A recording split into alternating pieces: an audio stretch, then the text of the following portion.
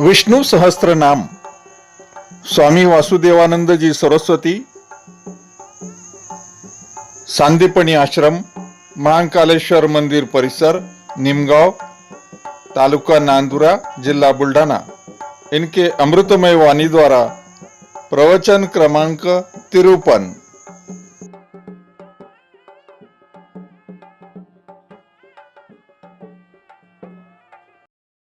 विष्णु सहस्त्रनाम प्रवचन क्रमांक 53, श्लोक क्रमांक 18 और नाम क्रमांक 37।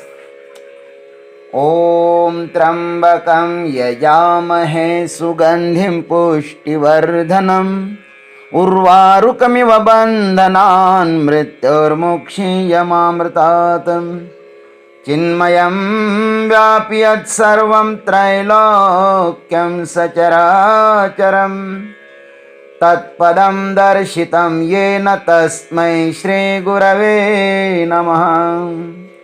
शान्ताकारं भुजगशयनं पद्मनाभं सुरेशं विश्वाधारं गगनसदृशं तत्त्वमस्यादिलक्ष्यम् एकं नित्यं विमलमचलं सर्वधी साक्षिभूतं भावातीतं त्रिगुणरहितं सद्गुरुं तं नमामि।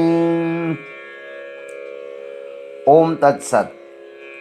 स्वयंभुः शम्भुरादित्यः पुष्कराक्षो महास्वनः अनादिनिधनं धाता विधाता धातुरुत्तमः। ओम स्वयंभुवे नमः। ओम तत्सत्।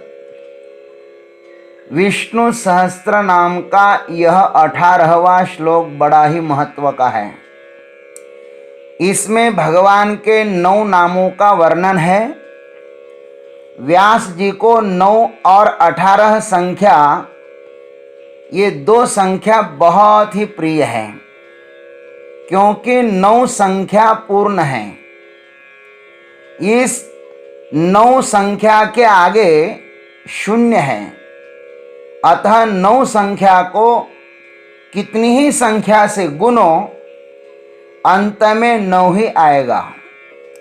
जैसे 9 दूने 18, 1 धन 8 बरोबर 9 होता है। इसमें एक परमात्मा का बोधक है और 8 माया का बोधक है, अथवा अष्टधा प्रकृति का बोधक है। इसलिए 8 को भी कितनी ही संख्या से गुनो वह 8 से कम ही होगा। जैसे 8 दूने 16, 1 धन 6 बरोबर 7। माया किसी को ही आगे नहीं जाने देती, अतः उन्होंने 18 संख्या को अपने काव्य में अधिक महत्व दिया है। जैसे महाभारत के पर्व भी 18 ही है, श्रीमद् भगवद गीता जी के अध्याय भी 18 ही है। महाभारत युद्ध 18 दिन तक ही चला। दोनों पक्ष का सैन्य भी 18 अक्षौहिणी ही था। एक अक्षौहिणी संख्या की टोटल गिनती भी 18 ही आती है। जैसे 21,870 इतने रथ होते हैं। 1,09,305, 1,09,350 इतने पदचारी होते हैं, और 21,870 इतने हाथी होते हैं, और 65,610 इतने घोड़े होते हैं। इनकी टोटल गिनती आप करो तो 18 ही आते हैं। पता नहीं हमारे पूर्वजों का कितना बड़ा गणित था। और इन सब की मिलकर होने वाली संख्या इतनी होती है 2,18,700, वह भी 18 ही है। जैसे 2, 1, 3 और 8 और 7 ये सब मिलकर के 18 होते हैं। इतना ही नहीं, युद्ध के अनंतर महाभारत ग्रंथ 18 वर्षों के बाद ही लिखा गया है। इतना ही नहीं, महाभारत युद्ध में शंख बजाने वाले जो सैनिक थे वो भी 18 ही गिने गए हैं। इतना ही नहीं, पांडव सैन्य के सैनिक दुर्योधन ने 18 ही गिने। इतना ही नहीं, समस्त वीरों का वर्णन गीता जी के 18 श्लोकों में ही आया है। कहने का तात्पर्य है कि वेद व्यास जी को ये 18 संख्या बहुत प्रिय है। ओम स्वयंभुवे नमः। अब भगवान का नाम जो है स्वयंभुव है। जिस ईश्वर के उपर्युक्त श्लोक में चर्चा हुई है, क्या उस पर अन्य किसी का शासन नहीं है? उस ईश्वर पर क्या अन्य किसी का शासन नहीं हो सकता? अथवा उसमें जो ईशन करने का सामर्थ्य आया है वह कहां से आया है? इस पर कहते हैं कि वह परमात्मा स्वयंभू है। स्वयंभू का अर्थ होता है स्वयं उत्पन्न होने वाले। भगवत्पाद शंकराचार्य इस स्वयंभू नाम के 4 अर्थ करते हैं। स्वयमेव भवति इति स्वयंभू पहला अर्थ, वे स्वयं ही होते हैं इसलिए स्वयंभू है। मनु जी ने कहा कि वह स्वयं प्रकट हुआ है। समस्त संसार जिसके आधार पर चक्कर लगा रहा है, वह आधार संसार से अलग एवं संसार के पहले होना चाहिए। ईश्वर यदि स्वयंभू न हो तो उस पर अनेक दोष आएंगे। वेदांत शास्त्र में मनीषियों ने कहा है कि परमात्मा को स्वयंभू न मानने पर उसको 6 दोष लगते हैं। कौन कौन से वे? आत्माश्रय दोष, अन्योन्याश्रय दोष, चक्रिकापत्ति दोष, अनवस्था दोष, प्राग भाव दोष और विनिगमन दोष। इस पर हम संक्षिप्त चर्चा करें। आत्माश्रय दोष किसको कहते हैं? ईश्वर की उत्पत्ति माने तो किससे माने? इस संसार में उसके जैसा ही कोई नहीं है, तो उससे अधिक बड़ा कौन हो सकता है? अर्जुन ने भी विश्व रूप की स्तुति करते हुए कहा है, न त्वत्समोस्त्यभ्यधिकः कुतोऽन्यो लोकत्रयेप्य प्रतिम प्रभावः।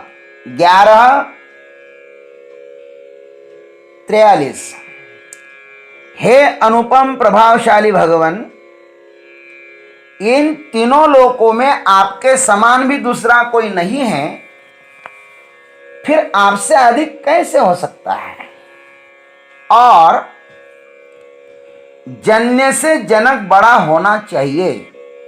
अच्छा, तो भगवान की उत्पत्ति भगवान से ही मानी जाए तो उस पर यह आत्माश्रय दोष लगता है। अपने से ही अपना जन्म कैसे होगा? यह असंभव है। अन्योन्याश्रय दोष,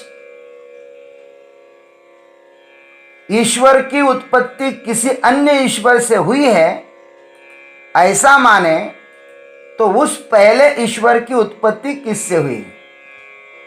फिर उससे पहले वाले की उत्पत्ति किससे हुई? इस प्रकार यह श्रृंखला अन्योन्याश्रय दोष आता है। चक्रिकापत्ति दोष, फिर वह जन्मदाता का क्रम कब तक चलेगा? 2, 4, 10, 15 आदि। फिर इस चक्कर से मुक्त होना बड़ा ही कठिन होगा। तब यह चक्राकापत्ति दोष आता है, चक्रिकापत्ति दोष आता है। अब है अनवस्था दोष। इस अनादि चक्कर को ही अनवस्था दोष कहते हैं। फिर उस अनंत ईश्वरों में इस सृष्टि का कारण कौन सा ईश्वर होगा? इससे तो अद्वैत सिद्धांत की हानि ही होगी ना। इसलिए यह अनावस्था दोष उस परमात्मा में आएगा, उसको स्वयंभू नहीं कहने से। प्राग्भाव दोष। और हाँ, यदि इस वर्तमान ईश्वर की उत्पत्ति माने तो पूर्व ईश्वरों का क्या होगा? उस पर तो प्राग्भाव नामक दोष लग ही जाएगा ना। और छठा दोष है विनिगमन विरह दोष। और इस ईश्वर परंपरा की कोई भी श्रुति स्मृति और अनुभवादि प्रमाण उपलब्ध न होने से यह विनिगमन विरह दोष आता है। स्वयंभू परमात्मा के विषय में अनेक श्रुति प्रमाण उपलब्ध है। मनु महाराज ने स्वयं कहा है, स एव स्वयं उद्बभौ, वह स्वयं ही प्रकट हुआ है। इस प्रकार दूसरा अर्थ भाष्यकार कहते हैं, वा सर्वेषाम उपरि भवति स्वयं भवति इति स्वयंभू। अथवा परमात्मा सबके ऊपर अर्थात सर्वश्रेष्ठ होने से स्वयं ही होते हैं, इसलिए वे स्वयंभू कहलाते हैं। कठश्रुति ने परमात्मा का बहुत ही सुंदर ढंग से अनुसंधान किया है। इंद्रियेभ्यः परा ह्यर्थ अर्थेभ्यश्च परं मनः, मनसस्तु परा बुद्धि बुद्धेरात्मा महान परः। कठ 1, 3, 10। इंद्रियों के अपेक्षा उनके विषय शब्दादि अर्थ श्रेष्ठ हैं, अर्थात बलवान या सूक्ष्म हैं। अर्थों से माने उन अर्थों से माने विषयों से मन सूक्ष्म है और मन से भी बुद्धि बलवती है, तथा बुद्धि से महान आत्मा बलवान है। और इन सबका स्वामी होने के कारण वह अत्यंत श्रेष्ठ है, सूक्ष्म है एवं बलवान है, ऐसा कठश्रुति ने कहा। उससे परे महतः परम व्यक्तम अव्यक्तात् पुरुष परः, पुरुषान्न परम किंचित सा काष्ठा सा परागति। उस महत अर्थात जीवात्मा से अव्यक्त अर्थात भगवान की माया शक्ति पर माने बलवान है। अव्यक्त माया शक्ति से भी श्रेष्ठ है परम पुरुष परमात्मा। परम पुरुष परमात्मा से श्रेष्ठ बलवान और कुछ भी नहीं है। वही सूक्ष्म तत्व की पराकाष्ठा अर्थात अंतिम सीमा है और वही परम गति है। इसलिए वही श्रुति कहती है, एष सर्वेषु भूतेषु गूढ़ात्मान प्रकाशते, दृश्यते त्वग्रया बुद्ध्या सूक्ष्मया सूक्ष्मदर्शिभिः। 1, 3, 12। यह सबका आत्मा परम पुरुष परमात्मा सब भूतों में रहता हुआ भी माया के पर्दे के पीछे छिपे होने के कारण सबके प्रत्यक्ष नहीं होता, सब उसको नहीं देख पाते, परंतु सूक्ष्म तत्वों को समझने वाले पुरुषों द्वारा अपनी अति सूक्ष्म सुसंस्कृत और एकाग्र बुद्धि से उस परमात्मा को देखा जा सकता है और बहुतों ने देखा। ऐसा भाष्यकार ने दूसरा अर्थ किया। और तीसरा अर्थ करते हैं, वह एषाम उपरि भवति यश्चोपरि भवति तदुभयात्मना स्वयमेव भवति इति स्वयंभू। और ईशावास्योपनिषद में भी कहा है परिभु स्वयंभू। जिनके ऊपर होते हैं या जो ऊपर होते हैं, जिनके ऊपर होते हैं या जो ऊपर होते हैं, इन दोनों रूप में स्वयं ही प्रकट होते हैं, इसलिए उन्हें स्वयंभू कहते हैं। ईशावास्य श्रुति ने भी कहा है सब ओर होने वाला, वो सब ओर होने वाला है, स्वयं होने वाला है। जैसे लहरें समुद्र के ऊपर होती हैं अथवा लहरों के रूप में समुद्र ही दिखाई देता है। अलंकारों के पहले भी सुवर्ण है और अलंकारों के बाद में भी सुवर्ण ही होता है। वैसे ही परमात्मा स्वयं होने के कारण इस संसार के अंतर्बाह्य वही है। चौथा अर्थ किया भाष्यकार ने, अथवा स्वयंभू परमेश्वर स्वयमेव स्वतंत्रो भवति न परतंत्र, अथवा स्वयंभू परमात्मा स्वतंत्र होते हैं परंतु वे कभी भी परतंत्र नहीं होते। हम लोग परतंत्र है, पराधीन है। हमारे जन्म का कारण हमारी वासना है, इसलिए हम दुखी है और परतंत्रता में कभी भी सुख नहीं मिलता। परतंत्रता में कभी भी सुख नहीं मिलता। परतंत्र सपने हूं सुख नाही। किसी ने कहा है कि सर्वम परवशम दुखम सर्वम आत्मवशम सुखम एतत् विद्यात् समासेन लक्षणम सुख दुःखयोः। जो जो दूसरों के अधीन होता है वह दुख, और जो जो अपने अधीन होता है वह सुख है। सुख और दुख का यह संक्षिप्त लक्षण है। लेकिन परमात्मा सर्वतंत्र स्वतंत्र है। कठश्रुति ने कहा है, स्वयंभू परमात्मा ने इंद्रियों को बहिर्मुख बनाकर उन्हें नष्ट कर दिया। जैसे घट को बनाने वाला कुम्हार होता है, वैसे ही संसार को बनाने वाला ईश्वर नहीं बनता। इस संसार को ईश्वर नहीं बनाता, अपितु स्वयं ईश्वरीय संसार बन जाता है। भगवान ने कुम्हार की तरह इस संसार को नहीं बनाया। कुम्हार जैसे घट बनाता है, वैसे परमात्मा ने कहीं तो भी बैठ करके संसार बनाया होगा? ना ना ना, परमात्मा स्वयं संसार बन गया। आज तक उसने न जाने कितनी बार इसको बनाया और बिगड़ाया है। वह इस संसार का अभिन्न निमित्तोपादान कारण है। वह सर्वतंत्र स्वतंत्र है। कठश्रुति ने स्पष्ट ही कहा है, परांच खाणी व्यतिनत स्वयंभू तस्मात् परांग पश्यति नान्तरात्मन। स्वयं प्रकट होने वाले परमेश्वर ने समस्त इंद्रियों के द्वारा बाहर की ओर जाने वाले ही बनाए हैं। समस्त इंद्रियां, हमारी इंद्रियां बाहर की ओर ही देखती हैं, भीतर कोई देखती नहीं है। इसलिए मनुष्य इंद्रियों के द्वारा प्राय बाहर की वस्तुओं को ही देखता रहता है, अंतरात्मा को नहीं देखता। इस प्रकार परमात्मा स्वयंभू है और उसकी इच्छा से यह सब कुछ चल रहा है। हम जो यहाँ पर बैठकर इन सहस्त्र नामों का चिंतन एवं आत्मानुसंधान कर रहे हैं ना, मैं बोल रहा हूं और आप लोग सुन रहे हैं, यह हमारी इच्छा से नहीं है, यह आपकी इच्छा से नहीं है, यह भी उस परमात्मा की इच्छा, इसलिए ऐसा हो रहा है। वरना यह सांदीपनी आश्रम, महाकाल का सानिध्य, पावन गुरु परंपरा में अध्ययन, सदगुरु का आशीर्वाद और इन पवित्रतम ग्रंथों पर चिंतन मेरे भाग्य में कहाँ था? लेकिन उस परमात्मा को ये सब कुछ करना था। इससे अधिक उस स्वयंभू परमात्मा की अन्य कौन सी कृपा होगी? अब आलस्य छोड़कर उसके विधान का हमें तत्परता से आदर करना चाहिए। उसके आदेश का पालन करना यही हमारा परम कर्तव्य है। इसलिए जो स्वयंभू परमात्मा है वही सब कुछ नचा रहा है, वही सब कुछ हमसे करवा रहा है।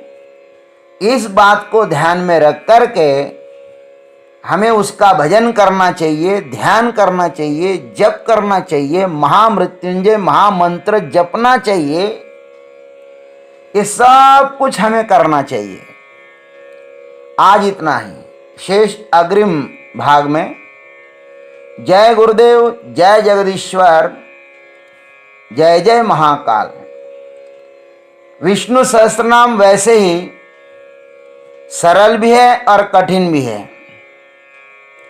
हमने वेदांत के अनुसार इस विष्णु सहस्त्र नाम के प्रत्येक नाम का हम अनुसंधान कर रहे हैं। थोड़ा कठिन जाता होगा आपको श्रवण करने में, लेकिन अवश्य श्रवण करिएगा, क्योंकि ऐसा मौका बार बार आने वाला नहीं है। ओम तत्सत। नम्र निवेदन, देवियों एवं सज्जनों, स्वामी वासुदेवानंद जी सरस्वती इनके अमृतमय वाणी द्वारा विष्णु सहस्त्र नाम के प्रवचन क्रमांक 53 आपने सुना। अगले भाग के लिए कल सुबह फिर उपस्थित होंगे। हरिओम।